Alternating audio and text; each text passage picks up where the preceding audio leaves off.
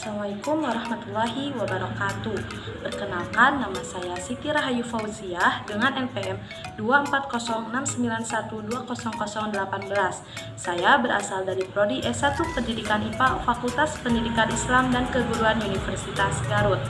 Video ini dibuat untuk memenuhi salah satu tugas mata kuliah e-learning yang diampu oleh Ibu Andi Nisa Rahmaniar SPD MS. Pada video kali ini, saya akan membahas tentang kalor dan perpindahannya. Apa itu kalor? Kalor adalah energi dalam panas yang dapat mengalami perpindahan dari tempat yang bersuhu lebih tinggi ke tempat yang bersuhu lebih rendah. Kalor juga memiliki satuan internasional yang sering disebut dengan joule. Satuan lain dari kalor adalah kalori atau kal. 1 kalori berarti banyaknya kalori yang dibutuhkan untuk memanaskan 1 gram air sampai suhunya naik 1 derajat Celcius. Untuk mengonversi satuan dari joule ke kalori atau sebaliknya, maka bisa menggunakan persamaan berikut ini. Jadi, 1 kalori itu sama dengan 4,2 Joule dan 1 Joule itu sama dengan 0,24 kalori. Materi selanjutnya yaitu kalor dan perubahan suhu benda. Zat gizi makanan yang mengandung energi kimia yang dapat diubah menjadi energi panas atau energi lain. Energi panas yang disediakan oleh makanan diukur dalam kilokalori atau kcal. 1 kcal sama dengan 1000 kalori. 1 kalori sama dengan 4,2 Joule. Suhu benda akan naik jika benda tersebut diberi kalor. Sebaliknya, suhu benda akan turun jika melepaskan kalor ke lingkungan. Contohnya seperti air panas dalam gelas lama-kelamaan akan mendingin. Hal ini karena kalor dilepaskan ke lingkungan oleh air. Perlu diketahui pula bahwa kenaikan suhu oleh kalor dipengaruhi massa benda. Untuk menaikkan suhu yang sama, air bermassa 200 gram memerlukan kalor yang lebih besar daripada air bermassa 100 gram. Lantas, apakah yang mempengaruhi kenaikan suhu hanya jumlah kalor dan massa benda saja? Ingat kembali bahwa perubahan suhu pada skala Celcius sama dengan perubahan suhu pada skala Kelvin. Tabel di atas menunjukkan kalor jenis beberapa bahan.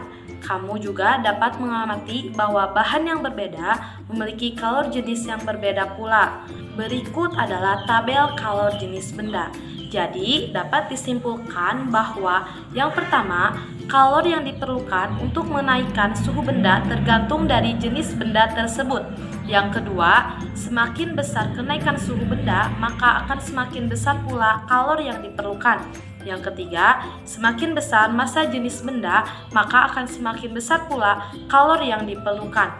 Sehingga dapat dirumuskan bahwa kalor yang diperlukan untuk kenaikan suhu sama dengan kalor jenis dikali dengan massa benda dikali dengan kenaikan suhu, atau dapat dilambangkan sebagai berikut.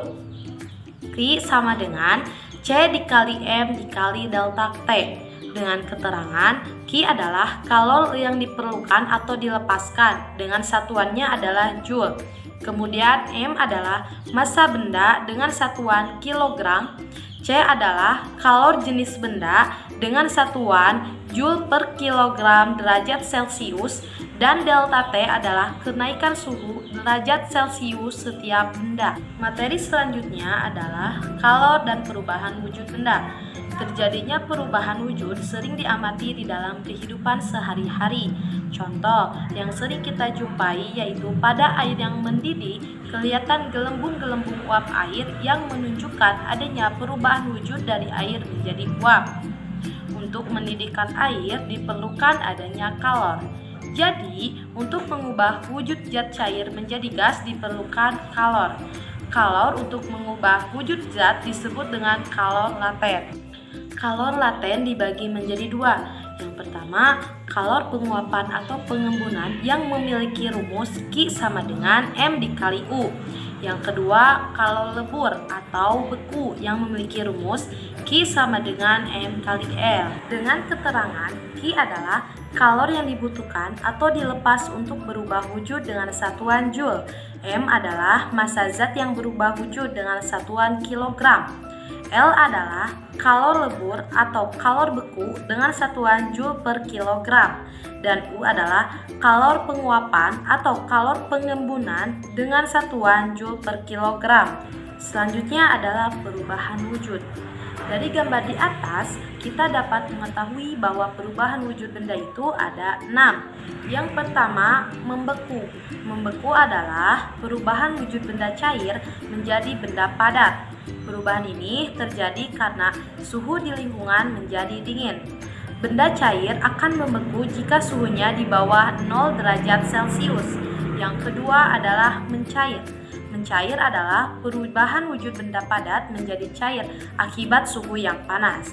Yang ketiga adalah menguap. Menguap adalah perubahan wujud benda cair menjadi benda gas.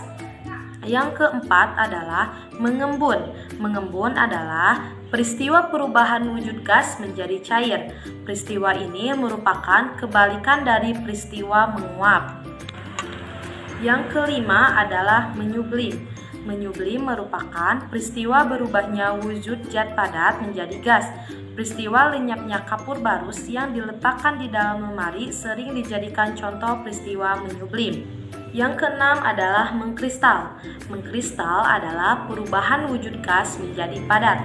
Contohnya adalah pada saat uap iodium yang mengkristal menjadi padatan pada saat didinginkan pada suhu tertentu.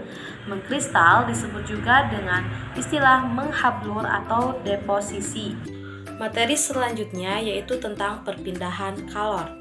Kalor berpindah dari benda yang bersuhu tinggi ke benda yang bersuhu lebih rendah melalui 3 cara. Yang pertama, konduksi. Konduksi merupakan perpindahan panas melalui bahan tanpa disertai perpindahan partikel-partikel bahan tersebut. Contohnya adalah saat kamu menyetrika. Setrika yang bersentuhan dengan kain yang kamu setrika, kalor berpindah dari setrika ke kain. Perpindahan kalor seperti ini disebut dengan konduksi. Perhatikan mekanisme perpindahan kalor secara konduksi pada gambar di atas. Yang pertama, saat suhu naik, partikel benda bergetar lebih cepat. Yang kedua, ketika berpindah, partikel tidak ikut berpindah. Yang ketiga, partikel satu akan membentur partikel lainnya sehingga partikel yang terkena benturan tersebut akan bergetar makin cepat. Akibatnya suhu semakin tinggi. Adapun rumus perpindahan kalor secara konduksi yaitu Q per T sama dengan K dikali A dikali delta T per L. Keterangannya yaitu K konduktivitas termal dengan satuan W per M dikali K, A luas batang dengan satuan meter persegi, L yaitu panjang batang dengan satuan meter, dan delta T adalah perubahan suhu dengan satuan Kelvin. Yang kedua yaitu konveksi. Konveksi adalah perpindahan kalor dari satu tempat ke tempat lain bersama dengan gerak partikel-partikel bendanya. Contohnya adalah arus konveksi dapat kamu temui di pantai berupa angin laut dan angin darat. Pada siang hari, daratan lebih cepat panas daripada lautan atau kalor jenisnya kecil. Udara di atas daratan ikut panas dan bergerak naik, digantikan oleh udara dari lautan. Dengan demikian, terjadilah angin laut. Pada malam hari, daratan lebih cepat mendingin daripada lautan. Udara di atas lautan lebih hangat dan bergerak naik, digantikan oleh udara dari daratan. Dengan demikian, terjadilah angin laut.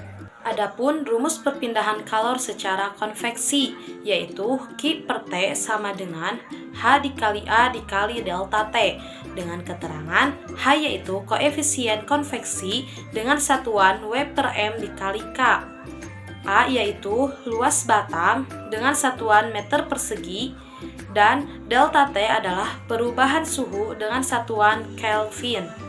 Yang ketiga adalah radiasi. Radiasi adalah perpindahan kalor tanpa memerlukan medium. Contohnya adalah kalor berpindah dari matahari hingga ke bumi melalui ruang hampa. Karena tidak ada zat perantara, perpindahan kalor tersebut tidak mungkin secara konduksi dan konveksi.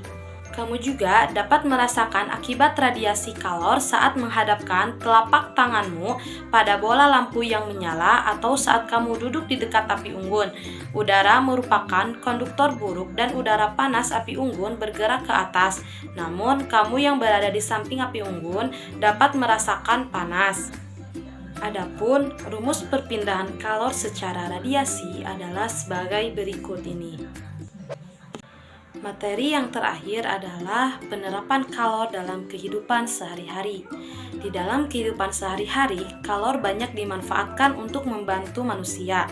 Beberapa peralatan rumah tangga banyak dibuat dengan memanfaatkan sifat perpindahan kalor. Berikut ini adalah contoh pemanfaatan sifat kalor dalam kehidupan sehari-hari. Yang pertama yaitu lemari es. Lemari es atau yang sering kita sebut dengan kulkas adalah alat yang digunakan untuk membuat es atau mendinginkan sayuran, buah-buahan, dan daging. Prinsip kerja lemari es berdasarkan sifat kalor yaitu zat yang menguap memerlukan kalor dan zat yang mengembun akan melepaskan kalor.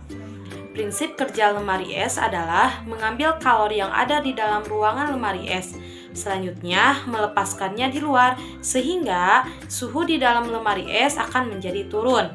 Untuk mengambil kalor yang ada di dalam ruangan lemari es dan melepaskannya di luar, maka digunakan bahan yang mudah menguap yaitu freon. Yang kedua yaitu termos. Termos adalah alat yang berfungsi untuk mencegah terjadinya perpindahan kalor dari dalam keluar ataupun sebaliknya, sehingga suhu zat yang disimpan di dalamnya dapat bertahan relatif lama. Dinding termos dilapisi perak untuk mencegah hilangnya kalor secara radiasi. Terdapat ruang hampa antara dinding kaca pada termos yang bertujuan untuk mencegah terjadinya perpindahan kalor secara konveksi. Yang ketiga yaitu panci masak. Panci masak terbuat dari bahan konduktor yang bagian luarnya mengkilap. Hal ini bertujuan untuk mengurangi pancaran kalor. Adapun pegangan panci terbuat dari bahan yang bersifat isolator untuk menahan panas. Sekian video dari saya, semoga bermanfaat. Wassalamualaikum warahmatullahi wabarakatuh.